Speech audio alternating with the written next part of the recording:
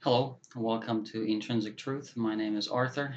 Today's presentation has to do with the New World Translation of the Holy Scriptures as presented by the Jehovah Witness Society and the Watchtower. Before we begin the subject, we do need to pray. Father, I ask that you will be with us as we delve into this study of this particular version. We ask God that you will open our eyes and have us understand what we read, that we understand your truths. Thank you, Father, for bringing us to this time to study and understand. Amen. I do need to state, however, that this version is based on its own invention. It is not based actually on the Greek, nor the Aramaic, nor the Hebrew. It diverts of its original Hebrew, Masoretic, as well as the Textus Receptus text in the New Testament. And it actually follows a totally different interpretation and translations, as we'll see in a bit. So we'll delve into this future, and I'm only comparing the scripture here of the New World Translation and a bit of a history of this translation, and then we'll compare it to the Bible. It is not based on the entire presupposition of Jehovah Witness and all their beliefs. This presentation only deals with the actual written material from the New World Translation. Before we approach the translation, we need to be introduced to someone who's called Johannes Greber. Here is his picture. He was a German priest, an ordained Catholic minister.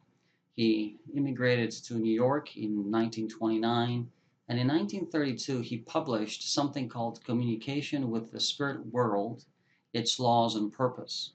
This book pretty much describes his communication with the spirit world and what kind of laws around it he would exercise and they would exercise with him. As a result of this communication, in 1937 he produced a New Testament. And this is, according to him and according to his wife, it is she who would ask the spirits what kind of a Bible is best, which version of the Bible is best. And of course, the answer came back and said none of these. And so the spirits supposedly gave him, as well as his wife, an interpretation and a correct translation of the Bible, especially that of a New Testament. Here's Johannes Greber right in the middle with his hand right inside of his jacket. That tells me one thing. He is a member of a secret society. This symbol has been used by secret society members like the Freemasons, Knights of Malta, Knights of Columbus use it, presidents of the United States, the Skulls and Bones, you name it. A lot of these different organizations will use this, and it simply means that they have something hidden and they're not willing to share, but they are signaling to the rest of the world that they do belong to a secret society. So here is Johannes Greber. We'll just look at one passage that is of our interest today. We'll look at this passage later on as well. So the New World Translation, that's the one on your left. In the beginning was the Word, and the Word was with God, and the Word was a God. And of course, in Johannes Greber translation, in the beginning was the Word, and the Word was with God, and the Word was a God. Again, this New World Translation of the Holy Scriptures is not based so much on the actual Greek rendering here. It is actually based on Johannes Greber version, which actually supersedes another translation as well of an earlier date, and we'll talk about it later on.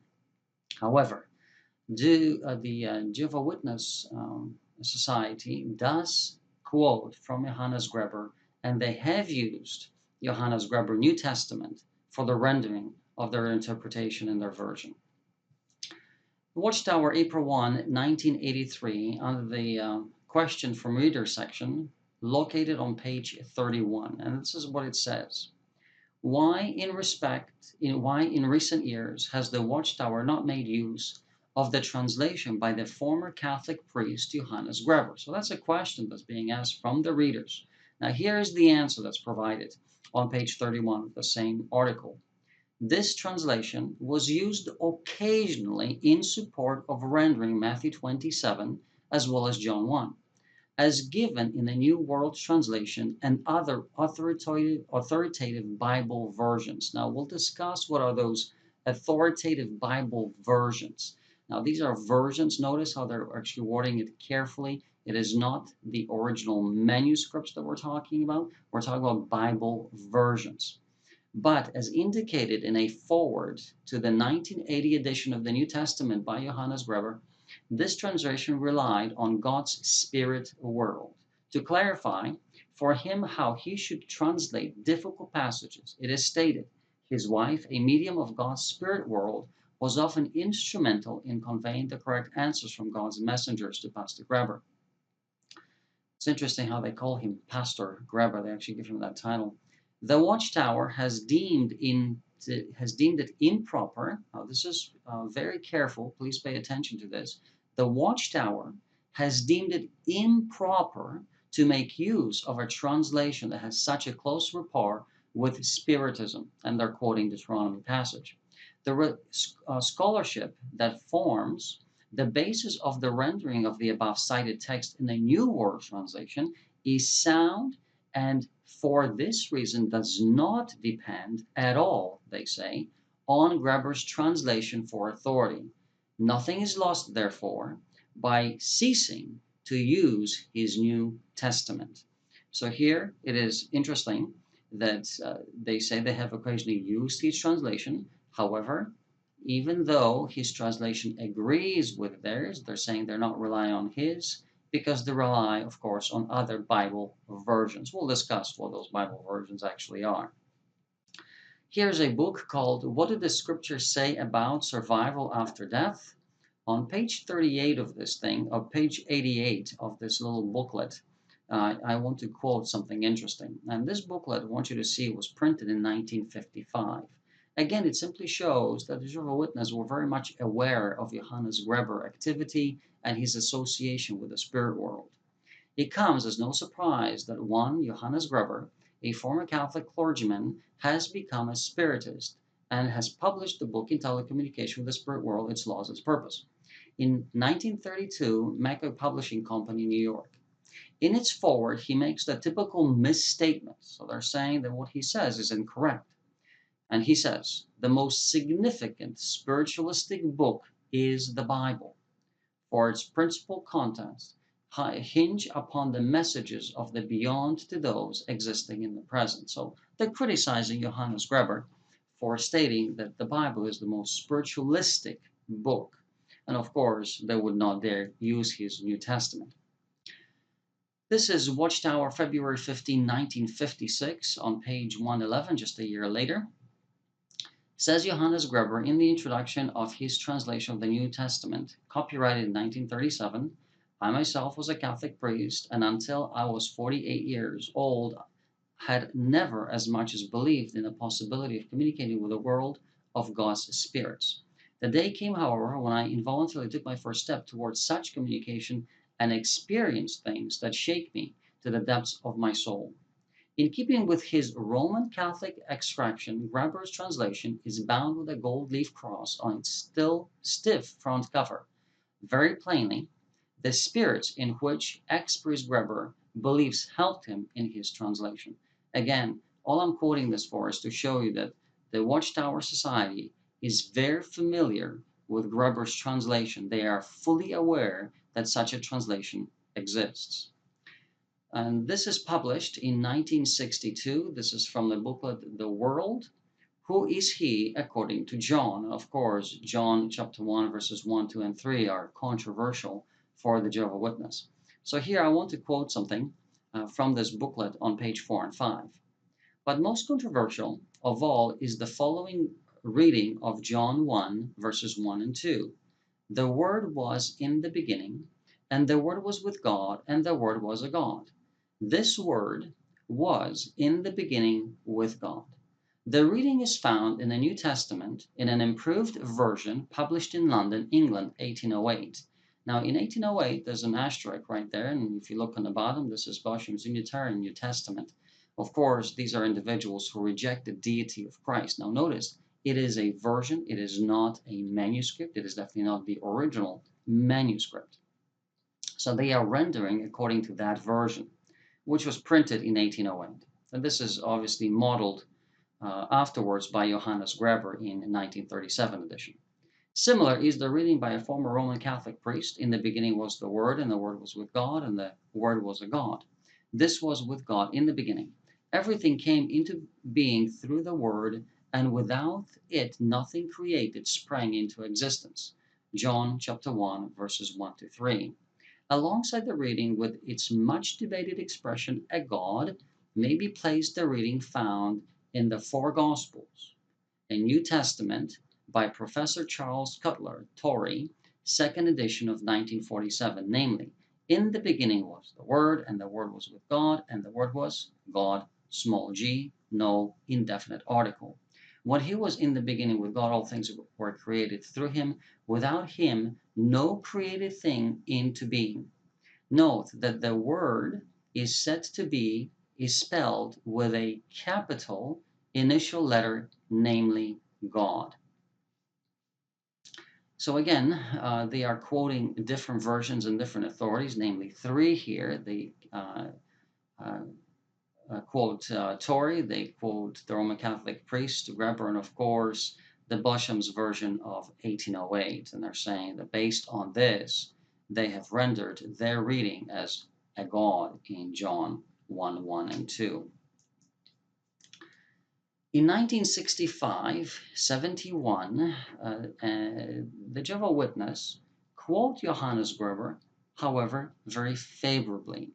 Now I want you to see this because in 1955, 1956, they have not quoted him very favorably. So let us see what happens just 10 years later. Johannes Greber, 1965, translation referred to in Make Sure of All Things Hold, Fast to What is Fine, 1965 edition, page 489. This is a favorable quotation of Johannes Greber. Even though they are aware he is a spiritist, they actually quote him in this edition favorably. In 1971, a translation by former Roman Catholic priest Johannes Greber, 1937 edition, renders the second appearance of the word God in a sentence as a God. Aid to Bible Understanding, 1971, page 1669. Again, he is quoted in 1971 favorably. 1971 again, tombs were laid open, and many bodies of those buried were tossed upright. In this posture they projected from the graves and were seen by many who passed by the place on their way back to the city. This is Aid to Bible Understanding, page 1134, quoting the translation by Johannes Greber, 1937, in the support of Watchtower's translation of Matthew 27:52 as well as 53, which is rendered there to eliminate the reference to the resurrection of the dead, which occurred at the time of death of Jesus. And that's because Jehovah's Witnesses do not believe in the resurrection when Christ resurrected. They did not, neither did they believe that others were resurrected as well, and there's no such thing as resurrection, or there was no such thing. There may be a resurrection at the end of time, but there was no such thing ever yet. Here is a translation that they rely on, that they say is authoritative, and it is of old. It's an ancient translation, and that is true. This is Sahidic Coptic translation. Now, if you're not familiar with the Coptic translations, there were several of them. The Sahidic simply refers to the southern part of the Coptic language. Coptic language is written similarly to that of the Greek, uses Cyrillic form of lettering. It is not Greek. It has some similarity to Greek, but it's not Greek. So here, some of those Sahidic Coptic translations, not all of them, by the way, only the southern ones, where Origen of Alexandria was actually living and residing. Some of them read with an indefinite article, in other words, a god.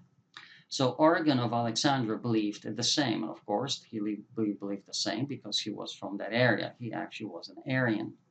Now here is his name, Origenes, which means child of Horus, and it comes from Oros, which means Horus, and Genes or Genos, which means birthed or gave birth, in other words, the son of Horus, or birthed out of Horus.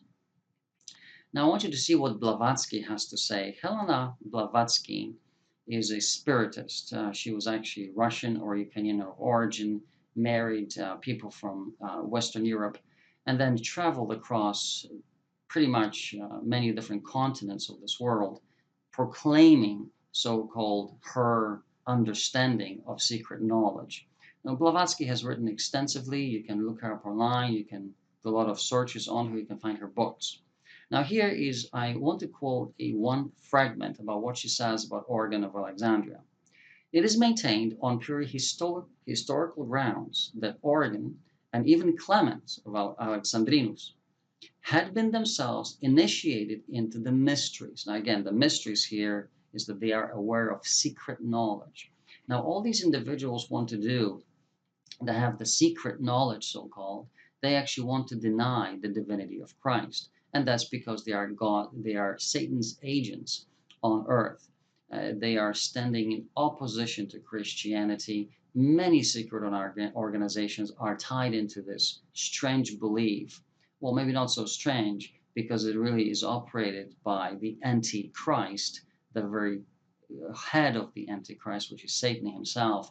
And then Satan employs many different organizations to run his business for him on earth. And there are many of them. The Secret Society is one, the Roman Catholic Church is another.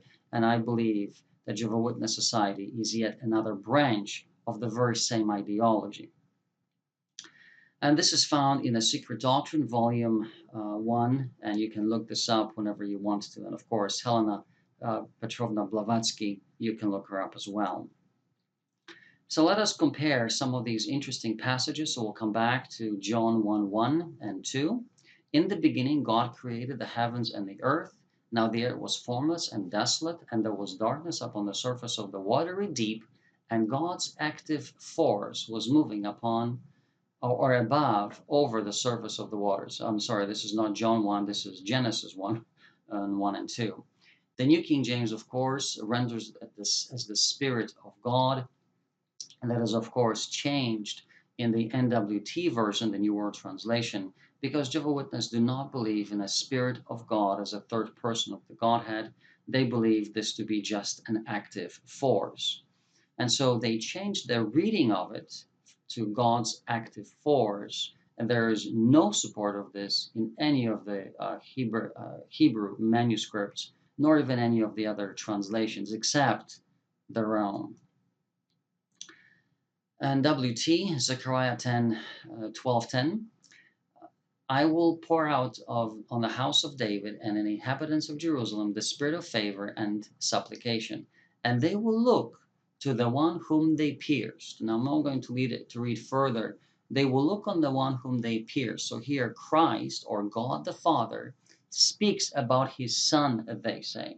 However, if you understand the book of John, if you understand the New Testament, you do understand that Christ was God of the Old Testament. So what he actually says in the Hebrew is what the New King James renders, and most English translations will render it that way.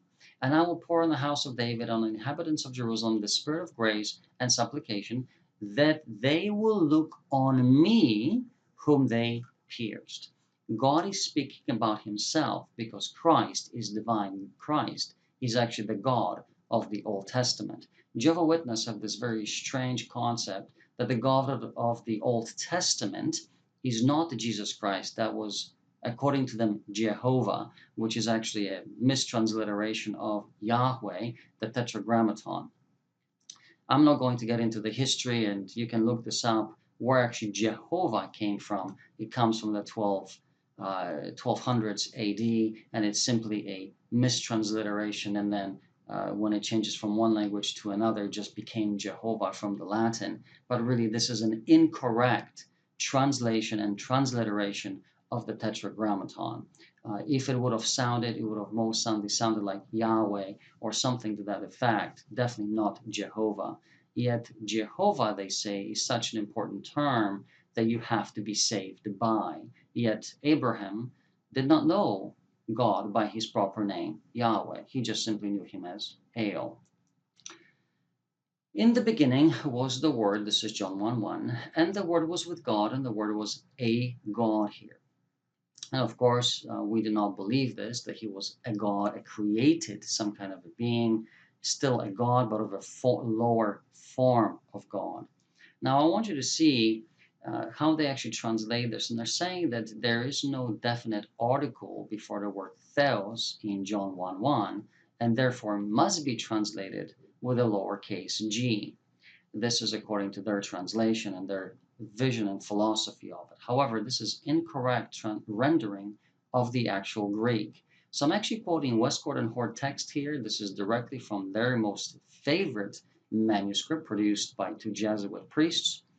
It says here, theon is the first word, and that's the word for God in the accusative case. Notice there is no definite article in front of it.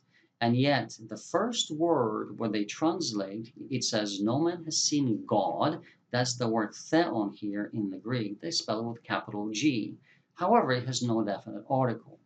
Now it says later on, after the dot, it says monogenes theos. This monogenes is the only begotten or very special.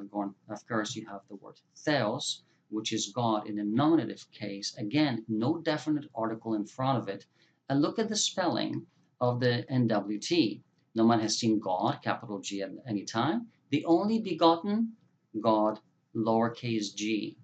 What I'm trying to point out is that in John 1:1, even though the Greek does not use a definite article, you cannot render it as a lowercase g. It actually makes no sense grammatically nor syntactically from the Greek language. The Koine Greek is very specific, and unfortunately here, this is a horrible rendering of the word theos without a definite article.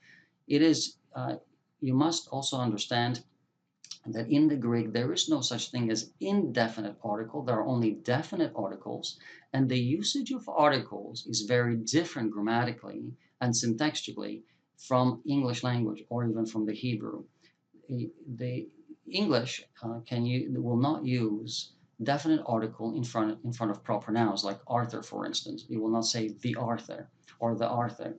In Greek, however, you can use up to 3 definite articles in front of a noun, and it could be a proper noun as well. And so the use of articles is very different when it comes to the Greek, especially the Koine Greek. So here, what I'm trying to point out is that in both instances, John 1:18, the word God for theos, and the second word for theos are identical, just in different cases. None of them take a definite article. And yet one of them, the New World Translation, translates as God with a capital G, the other with a lowercase g. That's because it really fits their scheme. It does not feed any grammatical rule here whatsoever. John 8:58. This is a very famous passage where God simply says, I am, God the Son here, Jesus Christ. Jesus said to them, most truly I say to you, before Abraham came into existence, I have been, they say. Well, this is what he actually says, ego eimi. I'm actually quoting it from the Westcott and Hort text again. You cannot translate ego eimi as I have been. This is grammatically incorrect. If you're saying I have been, you're actually translating it as perfect tense. This is not a perfect tense. This is definitely current tense or present tense, I should say, not current. Ego eimi, I am, which is really equivalent to the personal name of God, Yahweh, the Tetragrammaton. This is why the reaction of the Jews was that he caused blasphemy. And so we must understand when he actually spoke this to the Hebrews, he would not be speaking in Greek. He actually spoke Aramaic or most likely even Hebrew, and he would have actually pronounced Yahweh. Okay? Colossians 1, verses 15 through 17. Now, I'm not going to read the whole passage. You can clearly see what the differences are. And this is quite interesting. I need to point this out in relation to John 1, verses 1 and 2 and 3. He is in the image of the invisible God, meaning Christ here is in the image of the invisible God, the firstborn of all creation, because by means of him, meaning Christ, all other things were created in the heavens. And of course, they add the word other 4 times in this passage. Now, I want you to pay attention to this because in John 1:1, 2 and 3, they clearly state that all things were created through Christ. But yet here in Colossians, they're saying that he created all other things. So God creates this world supposedly, but yet Christ creates other things. There's a contradiction, because if everything in one place in John 1 and 2 and 3, he creates all things, Jesus creates all things, yet in Colossians he creates only all other things, but not the first things or different things. Hebrews 1:6. But when he again brings his firstborn into the inhabited earth, he says, let all the God's angels do obeisance to him. Now, the word obeisance here is, of course, the word for worship. That's the Greek word proskuneo, if you're familiar with Greek. This word, even in the New World Translation, is translated as worship. When it comes to worship of the Father, it is always translated as worship, proskuneo. It is even translated as worship in terms of Satan, because Satan requires worship. For instance, when Satan says to Jesus, if you fall down and worship me, I'll give you the kingdoms of this world. The word proskuneo here, that's the same Greek word, which the NWT translates as worship. So when it comes to worship of Satan or God, they say it's fine, that we can translate it as worship. The very same word used towards Christ, they translate as the obeisance to him. This is really picking and choosing. This is not being faithful to the grammatical and systematical understanding of the Koine Greek. This is just someone's invention and understanding that is being presented in this translation. This is Hebrews 1:8. Now, this is a very interesting passage. I'm actually quoting three Bibles, the NWT, Johannes Greber, and of course, New King James. And then we have the Greek, and I'll explain the Greek in a minute.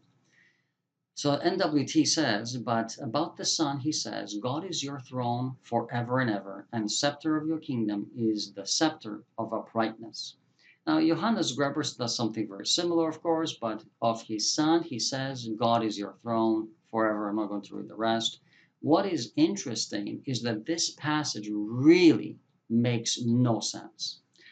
But he says to the Son, or about the Son, he says, God is your throne. That means that Christ here is above his Father, and in fact, God is nothing else but a seat for Jesus Christ.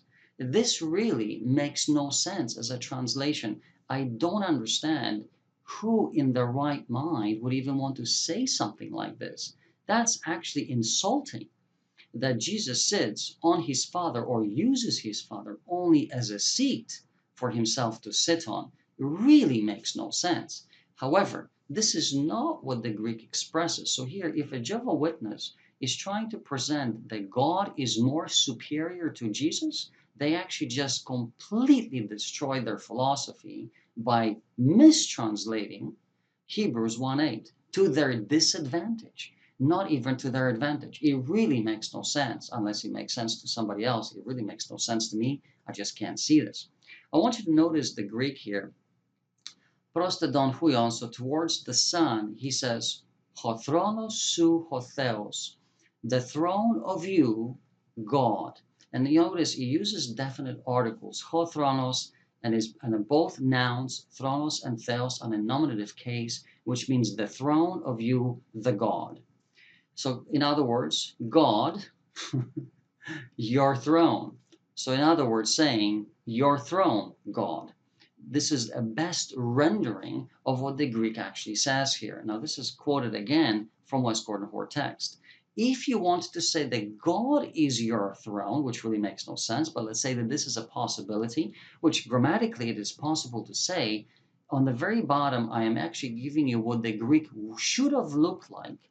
It should have used a genitive, not a genitive, but a dative case, to throno su eis ho theos. That's probably the closest that you would come to interpreting God is your throne. The case would have to be different. You could not maintain both nominative cases because one has to be the subject. And so in order for one to be the subject, it has to remain in the nominative case, which in this case would be theos, because God is your throne.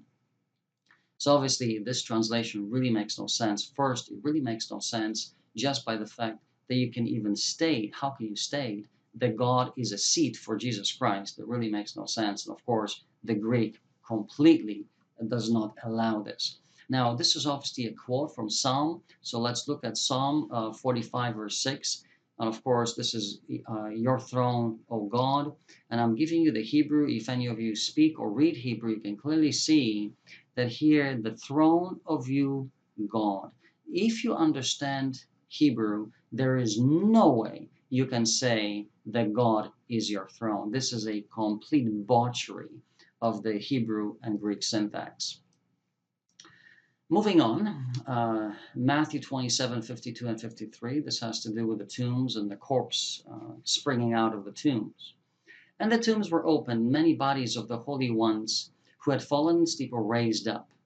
And people coming out from among the tombs after he's being raised up entered into the city, and they became visible to many people. So the NWT says that there were some people in the cemetery where the bodies were thrown out of the tombs, but the ones who were living came out from the cemetery, and those people were seen by others. This is, of course, a denial of resurrection, as the other Bible versions would definitely claim, and this is actually what the Greek renders that it happened.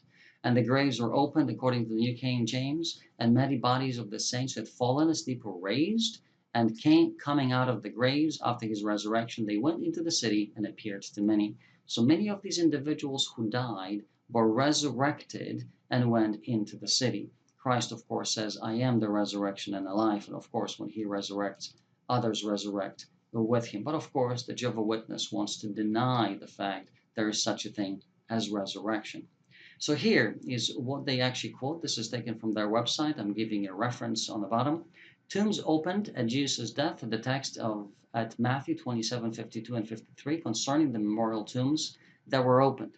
As the result of the earthquake occurring at the time of Jesus' death has caused considerable discussion, some holding that a resurrection occurred. However, they say, a comparison with the texts concerning the resurrection makes clear that these verses do not describe a resurrection, but merely a throwing of bodies out of their tombs.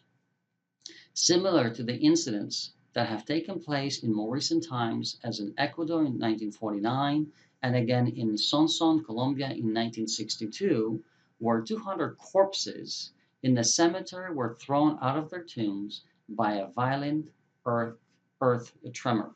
Now, again, they're saying that they are comparing texts, except they are denying what kind of texts they are comparing. It is not stated what text they're actually comparing, so we really cannot compare to anything else or verify anything else that they are comparing. They're just simply referring to it as text. I'm assuming that these will be their texts. Revelation 3:14. This is about Jesus Christ, of course, the message to the Laodicea.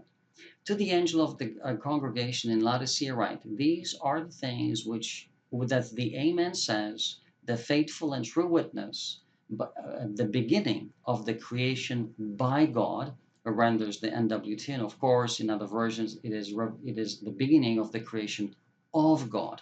So we have actually a difference in the actual case.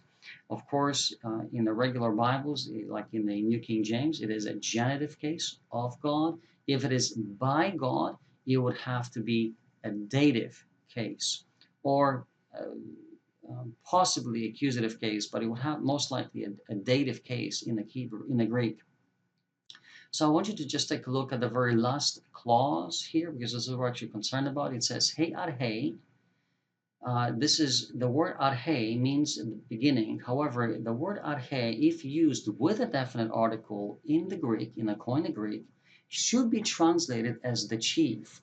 And what it really says, it's the chief of the creation of God. And of course, to theou here, it is a genitive case. And I'm quoting again from Westcott and Hort text.